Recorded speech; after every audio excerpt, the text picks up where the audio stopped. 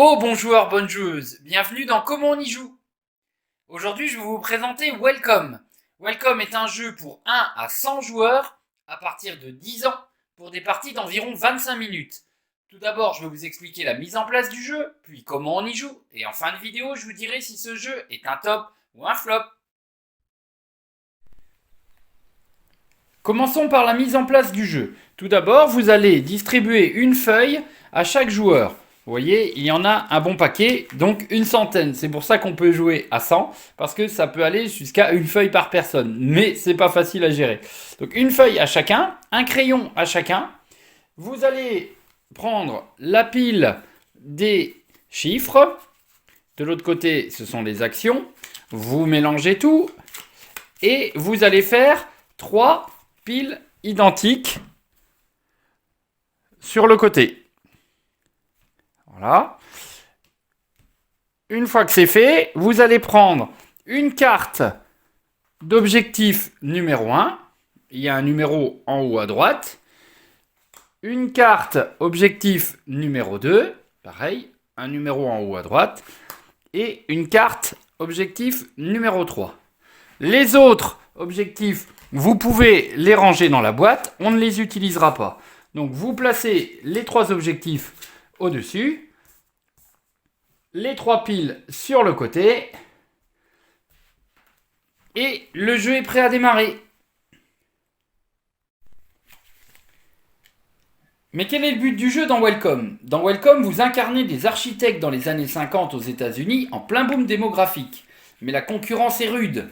Qui respectera au mieux les plans projetés par la ville en créant dans les 3 rues, ce sont les 3 rues dessinées sur la feuille, les plus beaux lotissements avec de luxueux parcs et des piscines de rêve.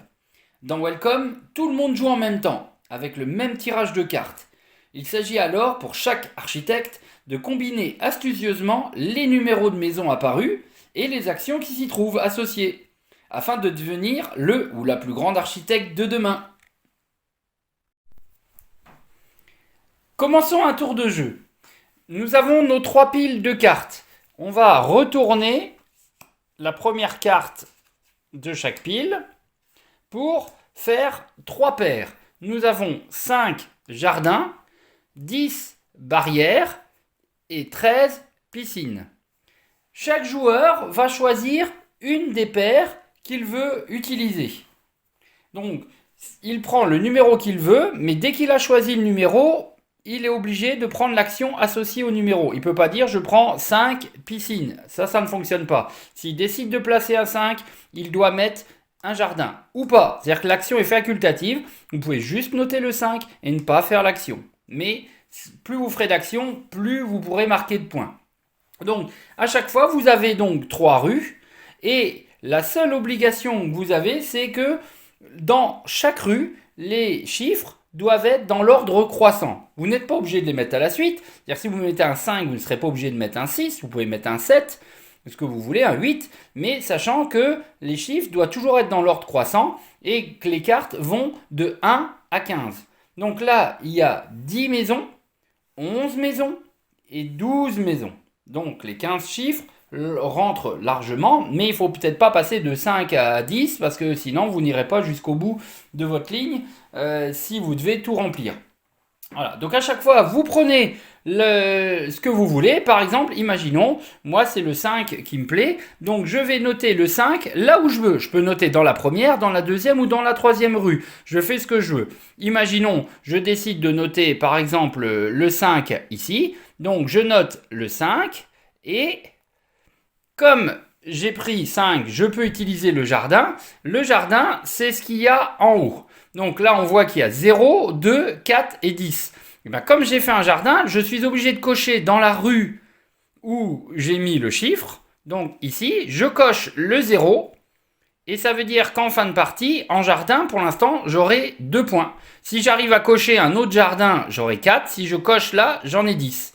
Sachant que dans les rues d'en dessous, c'est plus intéressant. Ici, c'est 0, 2, 4, 6, 14. Si j'arrive à faire 4 jardins dans cette rue, je marque 14 points. Et si j'arrive à faire 5 jardins dans cette rue, je marque 18 points.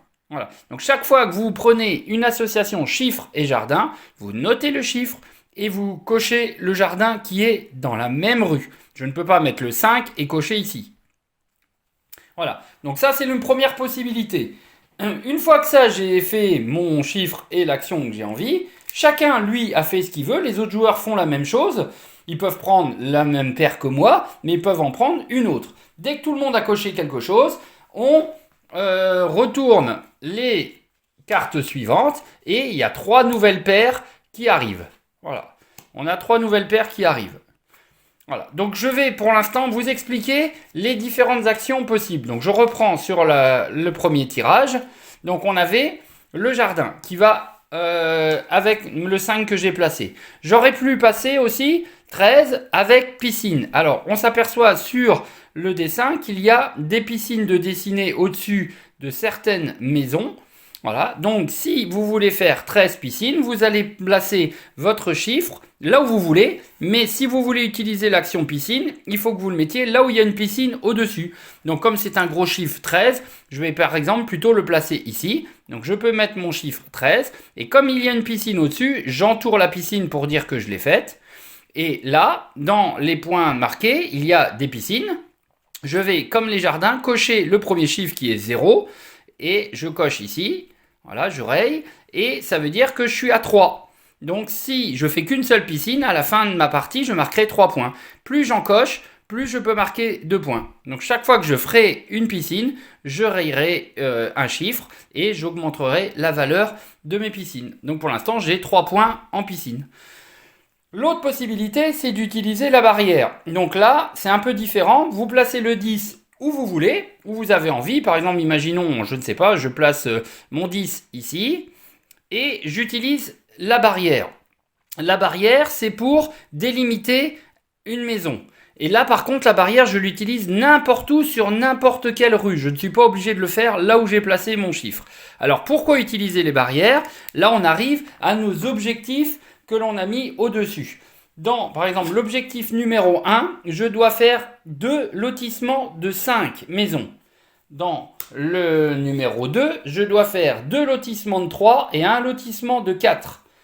Et dans le 3, je dois faire un lotissement de 3 et un lotissement de 4. Donc la barrière va me permettre de délimiter pour faire des lotissements. Par exemple, les bordures comptent pour des barrières. Donc je n'ai pas besoin de mettre une barrière sur la bordure. Mais si je veux faire un lotissement, par exemple, de 4, parce que je me dis il m'en faut un là, donc je peux faire 1, 2, 3, 4. Et ma barrière, je peux la mettre ici. Donc je délimite ma barrière et j'ai donc un lotissement de 4 et un lotissement de 6. Voilà. Que je pourrais peut-être redécouper en 2 lotissements de 3 quand j'aurai une autre barrière, et ça me fera un lotissement de 4, 2 lotissements de 3 qui me permettrait de faire l'objectif 2. Vous n'êtes pas obligé pour faire l'objectif de faire tout dans la même rue. Je peux faire un lotissement de 4 ici, un lotissement de 3 par là, un lotissement de 3 par là, si j'ai mis 2 barrières, et réussir l'objectif à travers 3 rues. C'est de faire 1 de 4 et 2 de 3 dans toute votre fiche. Ce n'est pas obligatoire que ça soit dans la même rue. Mais je peux utiliser par exemple ça pour faire 4, 3 et 3. Ça peut être une idée, en mettant seulement que 2 barrières. Voilà, donc les barrières vont vous permettre de délimiter. Donc en fonction des objectifs qu'il y a, il faut utiliser pas mal les barrières. Surtout parfois dans les objectifs, il y en a qui vous demandent de faire des lotissements de 2, donc encore plus délimités, et d'autres 6 fois 1 par exemple. Donc là, il va falloir faire pas mal de barrières pour découper tous les lotissements. Donc ça dépend des objectifs. Voilà. Donc une fois que tout le monde a décidé de choisir sa paire chiffre action, on retourne les suivants. Donc deuxième tour. Voilà, tout le monde a joué. Et là, il y a d'autres actions qui arrivent. Donc vous pouvez utiliser l'amélioration. Par exemple, 9, amélioration. Donc je mets par exemple mon 9 ici parce que j'ai un 10, c'est pas mal. Je peux mettre mon 9 ici. Et j'utilise l'action amélioration. Amélioration, c'est ici.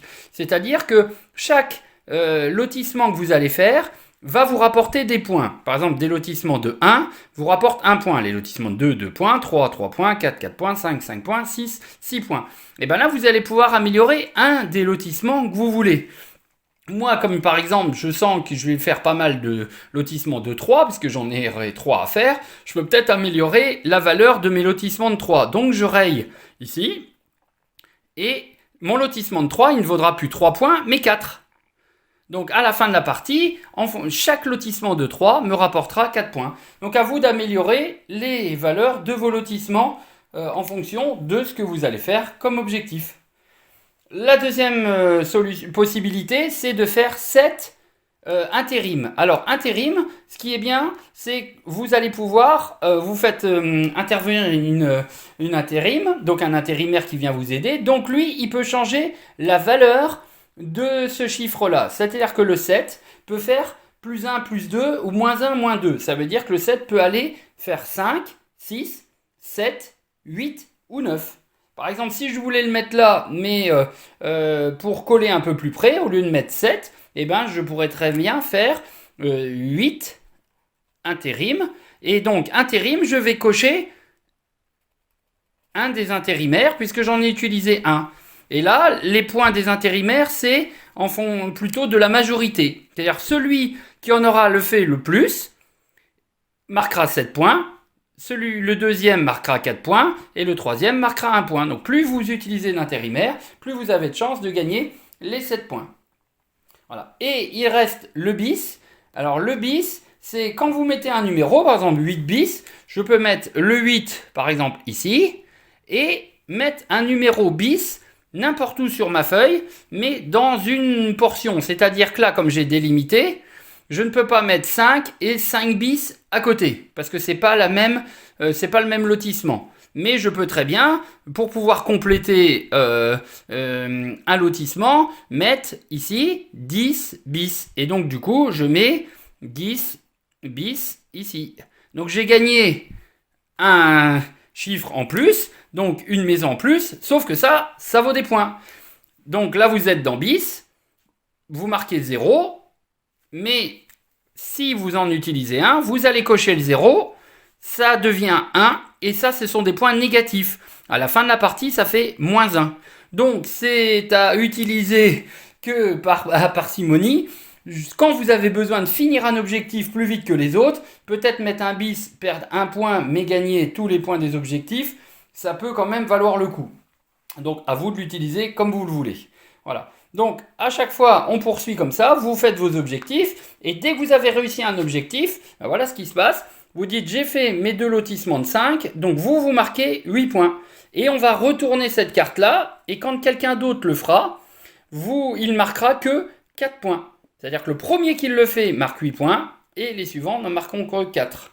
Donc, c'est aussi une course à celui qui le fera en premier. Là, si vous faites 2 de 3, 1 de 4, vous marquez 12, et l'autre marque 7.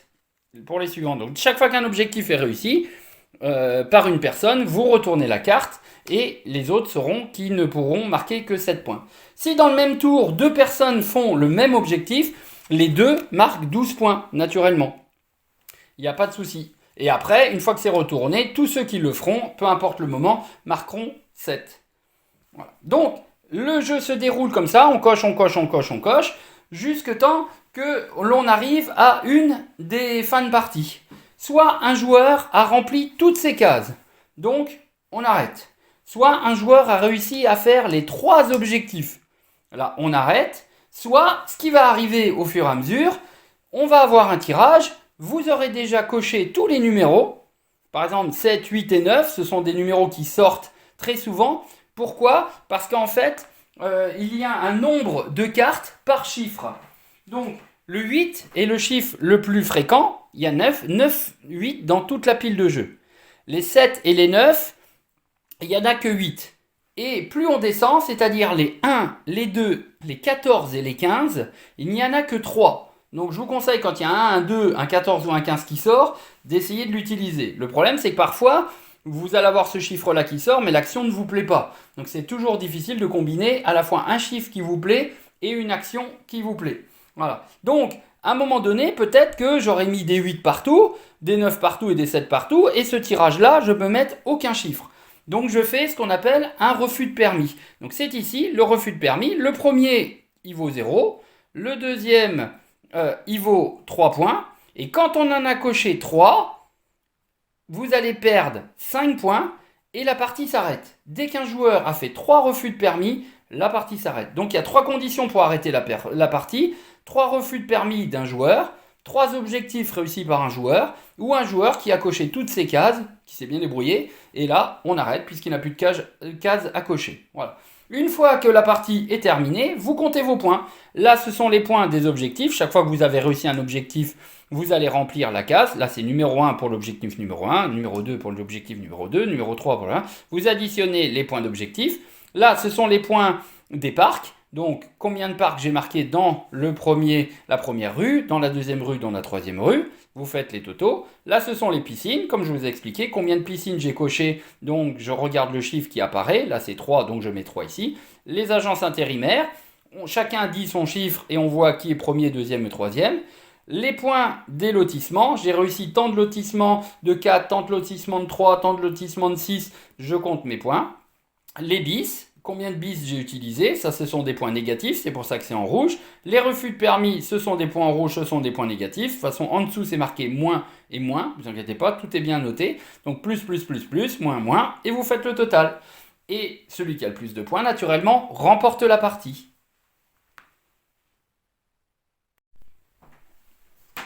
Juste une petite précision. Imaginons, je viens de remplir ma case et je m'aperçois que j'ai un lotissement de 4 et 2 lotissements de 3. Donc je peux faire l'objectif numéro 2.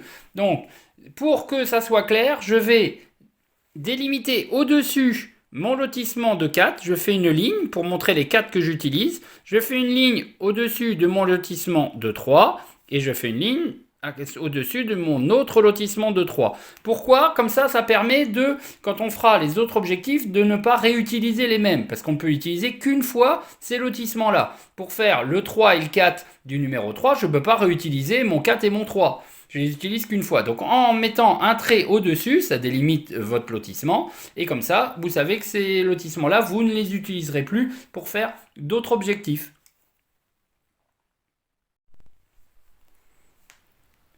Alors, Welcome, est-ce un top ou un flop?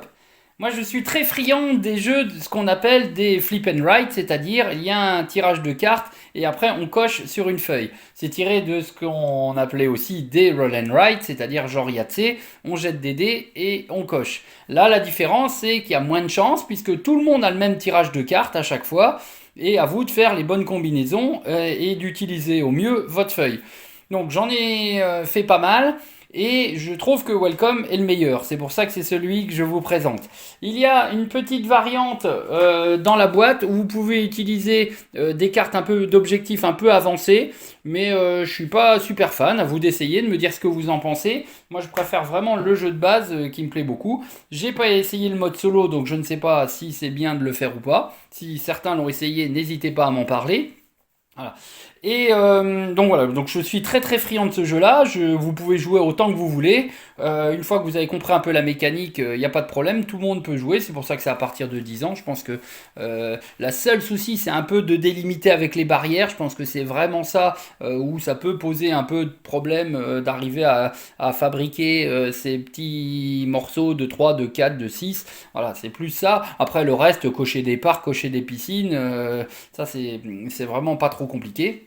Donc voilà, je le trouve à la fois stratégique et simple à la fois. Donc c'est ce qui me plaît dans un jeu. Et après, je vous ai parlé de ce jeu-là en premier parce que dans la vidéo de nos jeux de l'année avec Claudine, je vous avais dit qu'il y avait un jeu que j'attendais beaucoup qui est Welcome to the Moon, qui est la suite de Welcome et qu'ils ont fait sur une campagne. Voilà, ça avait l'air super original, cette évolution de ce jeu de Welcome. Et je l'ai reçu, j'ai commencé à y jouer et il est tout bonnement fabuleux. Donc je m'en doutais bien, mais je préférais déjà vous parler de Welcome, que vous compreniez le jeu de base, que si ça vous plaît, lancez-vous dans Welcome. Et la suite, ça sera avec Welcome to the Moon. Je vous en parlerai aussi. Et comme ça, vous aurez déjà vu à quoi ressemble Welcome. Mais je vous le conseille particulièrement. C'est vraiment un de mes flip and write préférés. Peut-être certains ont Trek 12 ou Futé. Voilà, moi je préfère Welcome. À vous de me dire ce que vous préférez et pourquoi. Voilà, j'espère que cette vidéo vous a plu. Et moi je vous dis à bientôt pour une nouvelle vidéo de Comment on y joue.